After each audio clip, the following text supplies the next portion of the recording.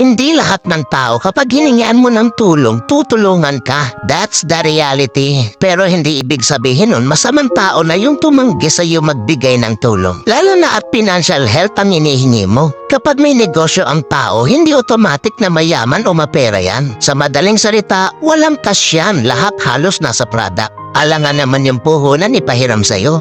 Huwag po natin i-normalize yung ganyang ugali na inoobliga yung hinihingian. Kapag may naitulong, thank you. Kung wala, move on. Walang responsibilidad ang tao sa'yo. That's a fact, not unless. Lahat ng tao may problema sa mundo. Hindi mo lang alam kasi nakapokus ka sa problema mo. Kaya kapag natanggihan ka, huwag magdamdam. Intindihin mo din yung taong hinihingian mo ng tulong. At the same time, bago ka humingi ng tulong, tulungan mo din ang sarili mo. Dahil di palagi may ibang tao na tutulong sa'yo.